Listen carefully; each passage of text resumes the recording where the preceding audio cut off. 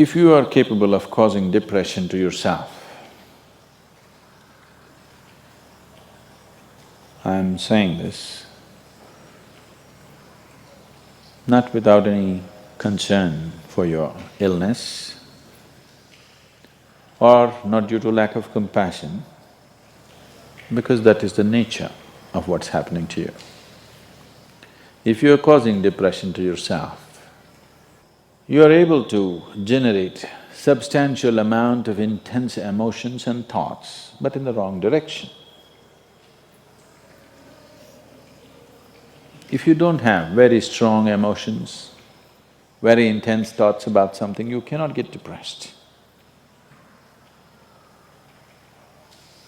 It is just that you are generating thoughts and emotion which work against you, not for you.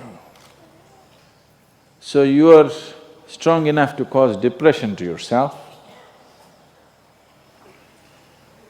because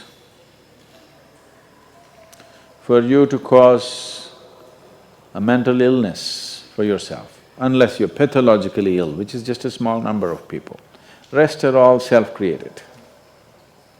Most of them are self-created. A few are pathologically ill, they cannot help it.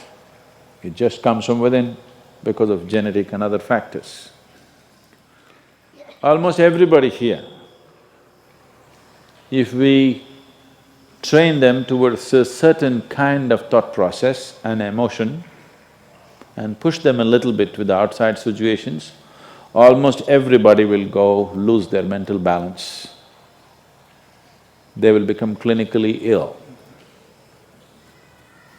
They can be driven to madness, I'm saying, because the line between sanity and insanity is very thin. People keep pushing it. You get angry, you're pushing the line. It's a thin line. In fact, when you get angry, you know you're pushing the line. That's why the expression, I was mad at somebody. You're not mad at somebody, you're just going mad. You cannot be mad at somebody. You're just pushing your sanity, the boundaries of sanity, and moving into insanity for a certain period of time and coming back. You do one thing every day, you try this, 10 minutes a day. Try intense anger on somebody. What? You will see in 3 months' time, you will be clinically there. Yes. Just try it if you want. Because if you keep pushing the line, you go mad and you come back, you go mad and you come back, one day you're not able to come back, that's all. One day you're not able to turn back, then you're clinically ill. You must understand, even if you got angry for a moment, you're already ill. Maybe you don't get the certificate of diagnosis. They don't slap a certificate on you that you're gone, but you are going, isn't it? You think it's your right to throw tantrums? You think it's your right to get angry with people? You think it's your privilege to be depressed so that you'll get attention from somebody?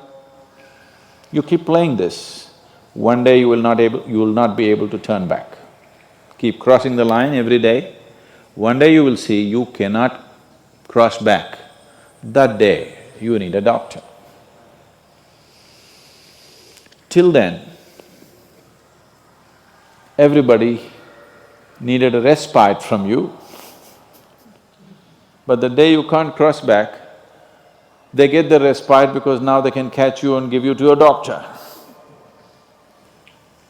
Otherwise, you're temporarily going mad every day, many times a day. They cannot even send you to an asylum, they have to bear with you, your family, your friends, your people around you. If you get at least truly clinically ill, we can hand you over. There's one temple in Tamil Nadu, where they chain you and keep you. where there is no hospital, no psychological for ailments, there's no hospital, there is a temple that somebody created which is supposed to push people back into sanity. So, families just take them and leave them there, they're shackled and left in the temple. You give them some money, they'll feed you, and you're just there like an animal, tied up. I think if hospitals were run like this, a lot of people wouldn't go crazy. They would maintain their sanity. Right now it's too deluxe. If you make hospital extremely comfortable, it'll become an incentive to become sick. And you have incentives in your life to become ill, right from your childhood. You got the maximum attention only when you fell ill. When you are happy, they screamed at you.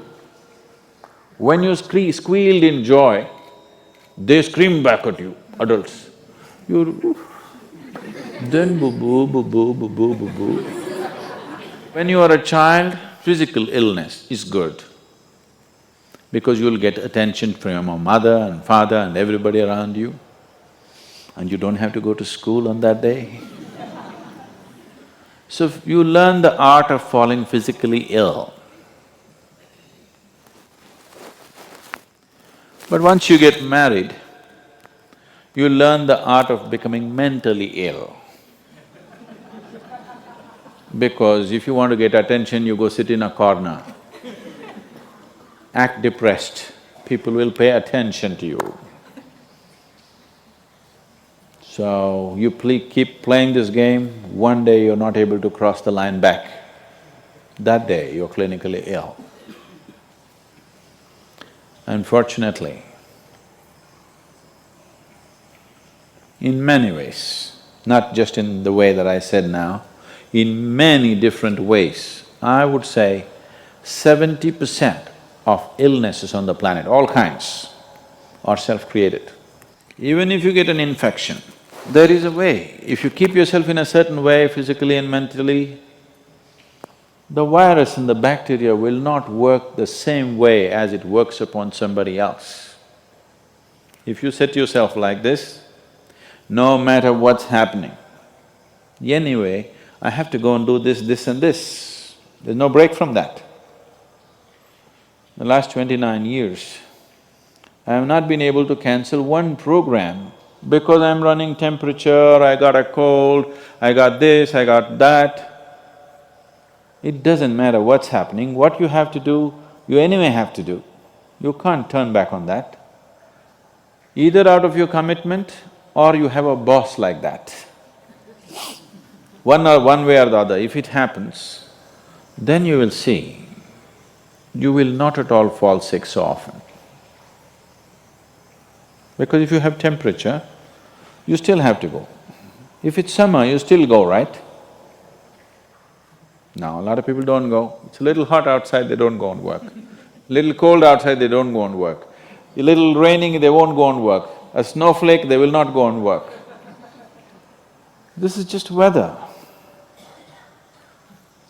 So for every change in weather, if you have the comfort of covering yourself in a blanket and lying down, once you create that, your body will learn to fall sick as often as possible.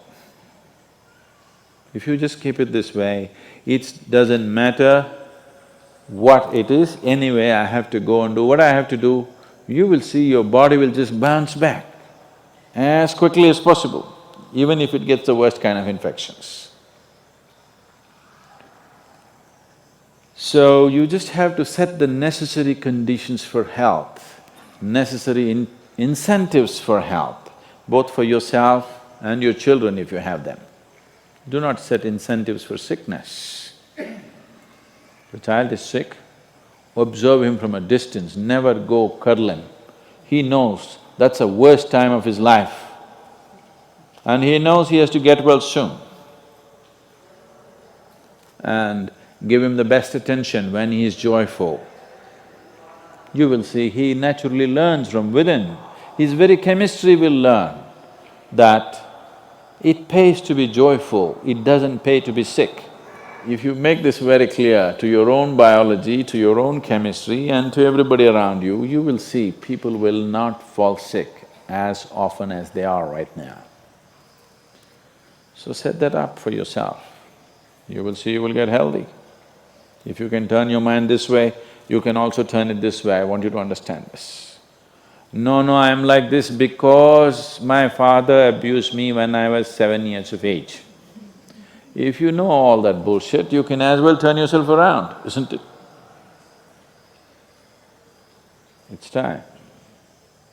You must understand, mentally, physiologically, chemically, energy-wise, you must clearly understand it doesn't pay to be sick, unhappy, depressed. It doesn't pay.